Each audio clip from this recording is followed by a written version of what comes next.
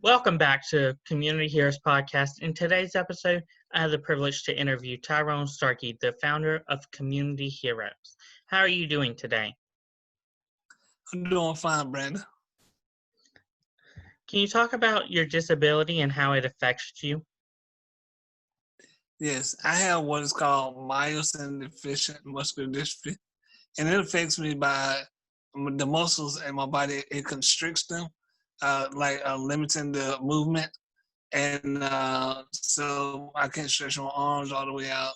I can't sit up and cause muscle weakness. How has it affected you in your parenting life?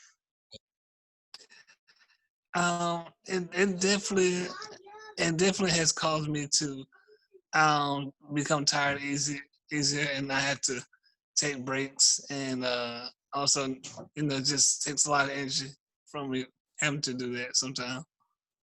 When did you know that you wanted to be an advocate for people with disabilities?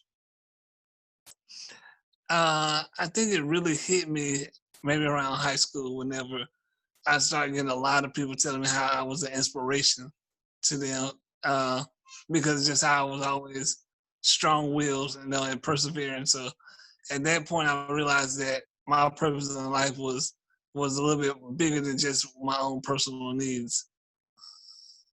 What have you achieved with being an advocate for disabilities? I'd like to say some of the things I achieved are more on the smaller level, just being a good role model, letting people know that, don't let your limitations stop you from trying to go for your goals, and just tell them that, the sky is the limit. One of my favorite slogans is live life unlimited. Don't be scared to fail. You can't have success unless you have failure. So I think that's one of my biggest achievements. Let people know that you can be successful too, despite limitations. How did you know you wanted to start a nonprofit organization like Community Heroes? Well, I felt like there was a lot of opportunities I didn't get in the employment area, and I felt like I had a lot of talents that weren't being utilized.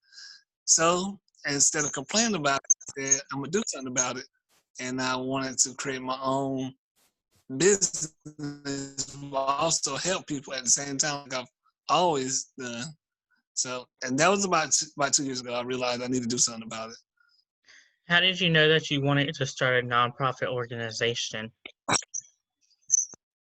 I knew because I knew that I wanted to do something big and leave a mark in Wayne County, and I feel like the only way to do that is by giving to serve. How does your disability affect your everyday life, like your work life? Well, having a disability of any sorts, when you got barriers and create new challenges, so it made me have to come up with new ways to do things. Get to work. I can't drive, so I take public transportation. And since I can't raise my arms all the way up, I had to have devices to help me hit buttons on elevators and the handicap signs and things like that. I'm very tech savvy, so a lot of things I do is on my phone or on the computer. So there's a lot of innovative I have to do to achieve what I do. Can you talk about how you got into technology? Tech has always been a big part of me. From game systems to when I got to the community college in the early 2000s, and learned about Microsoft and simple coding, HTML stuff, and even now, just learning. I love technology because there's so much you can do with it.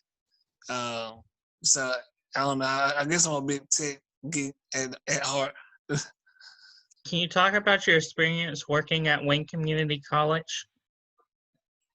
Yes, I try to keep it short, but I really got my roots there in like the early 2000, 2001. I went there as a student, graduated in 2004 in human services, but I came back and started working there in 2010, and academic skills. And I started out volunteering, and then after about 8 months, I got hired on, and I was an achievement coach at one point, and a mentoring coach at one point, and now I'm back to tutoring there. But it's like family. I've been there for about 10 years now. Can you talk about your schooling when you went to North Carolina Wesley? Yes, I went to Wesleyan in 2004, and I graduated in 2006 with my bachelor's in psychology. And back then, they were located on Walnut Street in an old bank. So, for those looking at this, they know what I'm talking about. It still had a big old bank vault door down there and stuff. But it was a great experience. I made a lot of friends, a lot of connections during that time down there. How has your disability affected your family life and your relationship?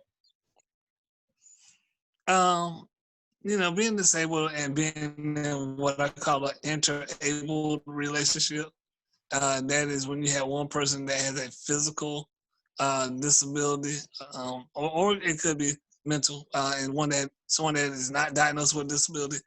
A lot of times you go out, people sometimes, small stares or people question.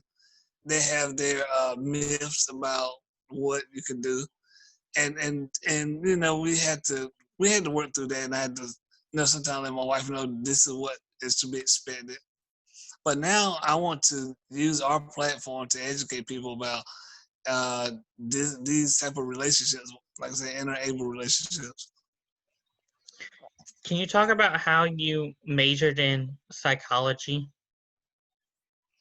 Um, yeah, so going back again, I started out at Wayne in human services, but that opened up the doorway to my psychology because I was very interested in how the different theories apply to mental thought processes and human patterns, and especially like now, since I'm a father,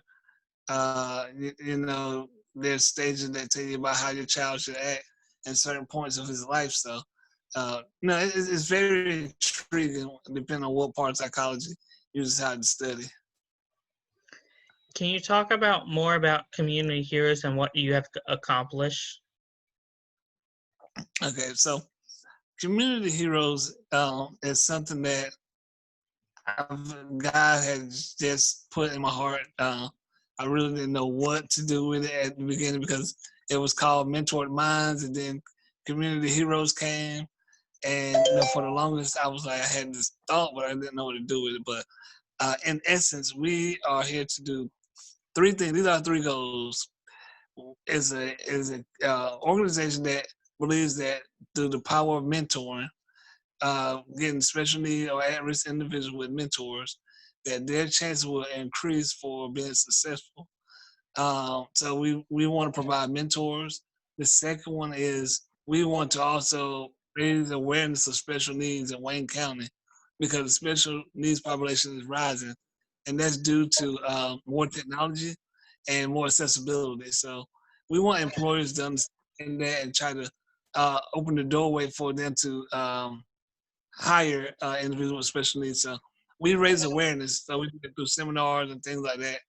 And lastly, going back to what you just said, Brandon, for relationships and just raising awareness, we have our videos that we do through the different videos that we've done. We've done writers, we've done models, we've done swimmers. You name it, we bring them out and we show that despite limitations, you can go and do these different careers. And this is called transformative thinking. So the concept is if you can change your mind of what you can do and limitations, you can ultimately go on and be successful. So the transformation part of Community Heroes, as our mission is, to mentor, educate, and transform. So we're bringing those three here to try to basically increase the chance of someone being successful and living what we call the American dream. What are some of your future plans with Community Heroes?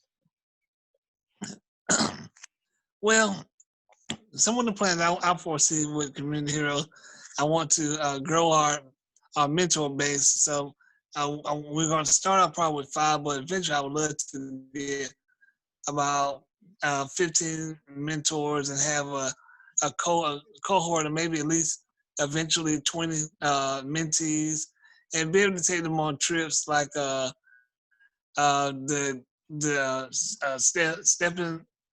stepping farm that's in Pikeville. Had them be able to go to places like that and have guest speakers come here to do TED Talk series at our Maxwell Center, which will probably be facilitated through our social media. I want to also start doing scholarships. And one big thing I would love to do, this probably in 5 years, is bring an actual all-inclusive entertainment area or playground area. So this before the younger youth, they can go and actually go and be inclusive with everybody else, a place where they can go and ride swings or eat picnics or play tennis. Because we don't have that here in Wayne County. And I remember when I was younger, that was something very big I would have loved to have done. So those are some small things we plan on doing here. And just as time goes along, we'll see some of the other things. Also, I've also got some of our partnerships. We're hoping to partner with Dream on 3 and maybe the Ronald McDonald House in the near future, and the Boys and Girls Club. Where can our listeners find you at on social media? Well, you can go, probably one of the primary places is our official website, which is communityheroes.net. And that site has our icons for our different platforms, like Twitter. We're on Twitter. We're on Instagram. We're on YouTube. And you can also email me at Starkie at communityheroes.net. You can also email our social media director, and Brandon, you'll probably give your information afterwards. But no, that's the best way. I would say the best way would be through our main website, because that has stuff that you can donate on that. Thank you again, Tyrone, for your interview. You can find Community Heroes on Facebook at Community Heroes, Instagram at com_heroes, Twitter at com_heroes, and you can find us on YouTube at Community Heroes. Don't forget to like, comment, and subscribe. Thank you again, Tyrone, for your interview. Thank you.